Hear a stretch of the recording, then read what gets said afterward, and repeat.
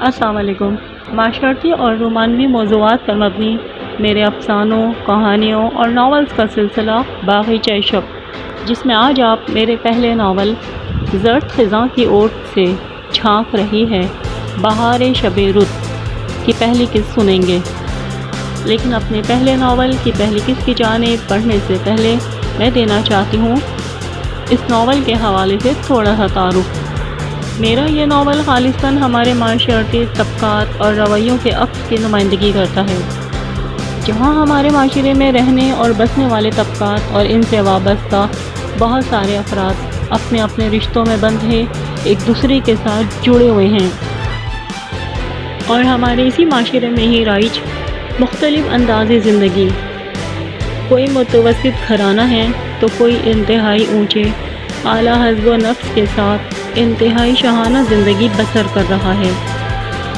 کہیں ضروریات زندگی کی ہے تکودو اور کہیں ہے خواہشوں کی تکمیل، کہیں رشتوں میں تلخی ہے تو کہیں اپنائیت اور انسیت، مگر باندھ رکھا ہے رشتوں کی ڈور کو آپس میں باہم مربوط و منسلک احترام اور خلوص، اثار اور یگانگت۔ میرے اس ناول میں ایک کردار عصمت بی کا بھی ہے۔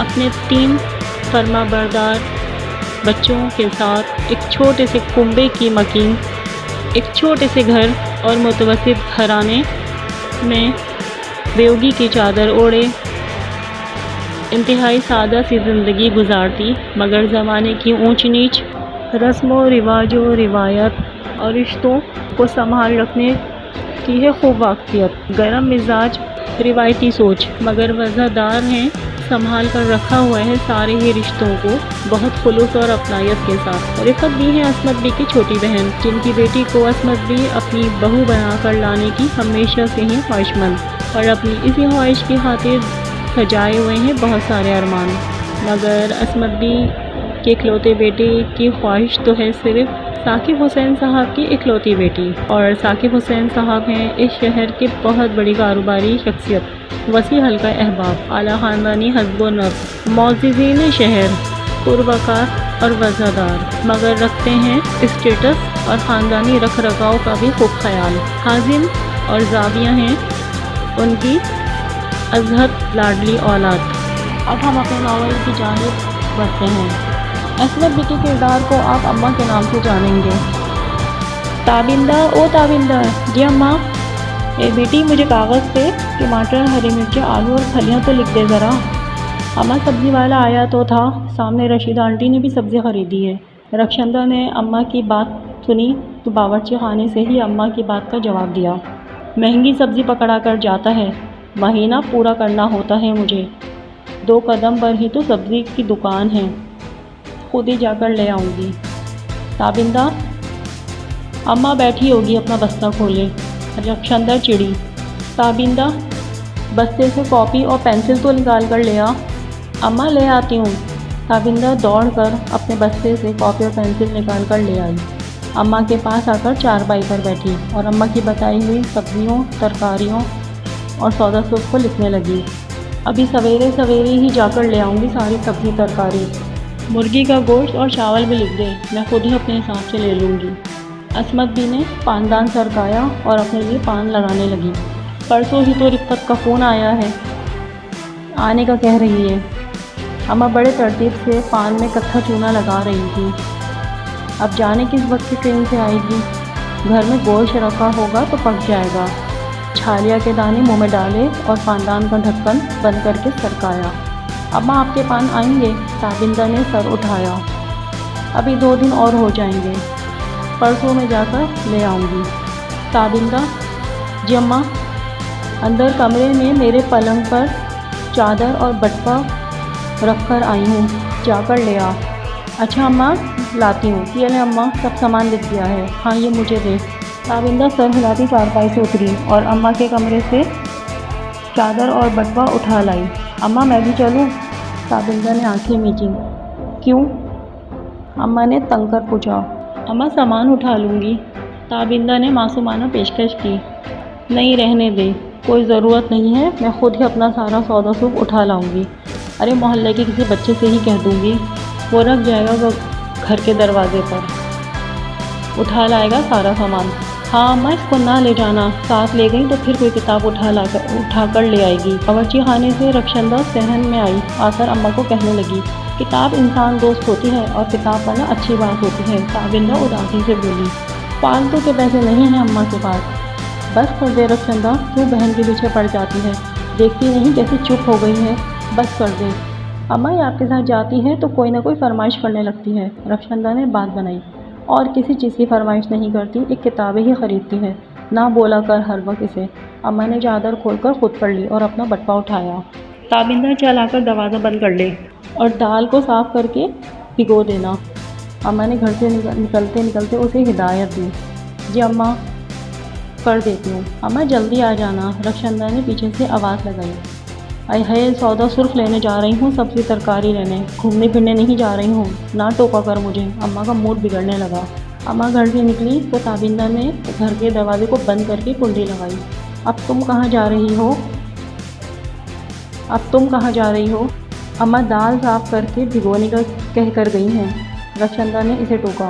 بستہ بند کرنے جا رہی تھی۔ اچھا لاؤ، مجھے دال دے دو، صاف کر دیتی ہوں۔ میں کیوں دوں، خود جا کر نکالو۔ رخشندہ بھی اپنے ہی مزاج کی تھی، مجال ہے جو کبھی بہن کی شفقت کا اور نرمی کا برتاؤ بھی کیا ہو۔ بڑی تھی تو خوب ہی اپنی بات رکھتی۔ وہی ہوا، تابندہ خود ہی باورچی خانے سے دال تسلے میں نکال کر لے آئی، چارپائی پر آ کر بیٹھی اور دال کو چلنے لگی۔ السلام علیکم خالہ جان۔ وعلیکم السلام، جیتے رہو، آؤ بیٹا، بڑے دن کے بعد آنا ہوا۔ بس خالہ، دفتر میں کام اور مصروفیت ہی اس قدر رہی، آنا ہی نہیں ہوا، لیکن میں روز آپ کو یاد کرتا ہوں۔ میں جانتی ہوں، اپنی خالہ جان کو ملنے نہ آؤ یہ تو ممکن ہی نہیں۔ کلثوم اس کے ساتھ آ کر بیٹھی۔ ارے میں تو خود حیدر سے کہہ رہی تھی کسی دن چکر لگا لیتے ہیں، بڑے دن ہوئے، صالحہ بھی تو نہیں آئی۔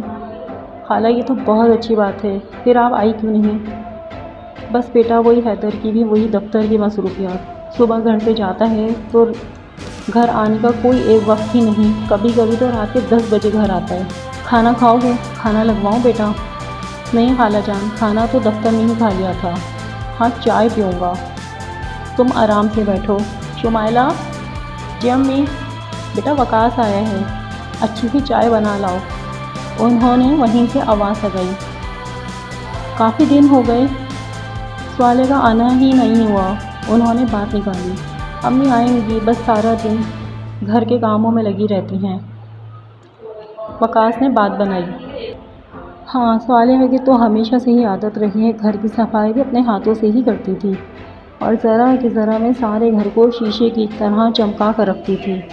بہن کی تعریف وہ ہمیشہ سے ہی خوش دلی سے کرتی، حالانکہ صالحہ بیگم نے کبھی ان کے خلوص کا خیال کیا تھا اور نہ ہی بہن کے رشتے کا لحاظ کیا تھا، اور کس قدر رکھائی اور لیے تیرے لہجے میں بات کرتی تھی، مگر کلثوم نے کبھی شکایت نہیں کی تھی۔ اور بیٹا عرصہ ہی ہوا ایک ساتھ ایک دسترخوان پر بیٹھ کر کھانا بھی تو نہیں ہوا، حالانکہ بہت جی کرتا ہے۔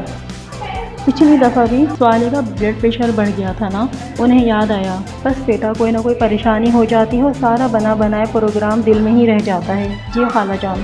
جی خالہ جان، میں تو خود بھی سوچتا ہوں، مگر حالات۔ بس قدرے ہچکچایا تھا۔ ہاں بیٹا، مگر پھر بھی انسان چاہے تو کوئی نہ کوئی سبب بن ہی جاتا ہے، اور کچھ دن ہوئے تو میں خود ہی ملنے آ جاؤں گی۔ بالکل خالہ جان، بالکل آئیے گا، یہ تو اور بھی اچھی بات ہے۔ شمائلہ چائے کی ٹرالی لیے ڈرائنگ روم میں آئی۔ السلام علیکم۔ وعلیکم السلام۔ اس کی نگاہ اٹھی۔ کیسی ہو شمائلہ؟ اچھی ہوں، آپ بڑے دن بعد آئے۔ ایک شکوہ کیا۔ چائے کا کپ اس کی جانب کیا۔ بس مصروفیت، دفتر، کام۔ خیر، تم بچوں کی تو مصروفیت اپنی جگہ، میں تو سارا دن گھر میں ہی ہوتی ہوں، میرا بھی کہاں نکلنا ہوا، نہ بھابھی جان کی طرف گئی اور نہ صالحہ کے ہاں چکر لگا۔ اس نے دیکھا تھا خالہ جان نے بڑے طریقے سے بیٹی کی بات کا جواب دیا تھا۔ چائے کا گھونٹ بھرتے ایک سکون اسے اپنے اندر اترتے محسوس ہوا تھا۔ میری پہلی قسط کو لائک کیجیے گا، کمنٹ دیجیے گا اور اس کو شیئر کیجیے گا۔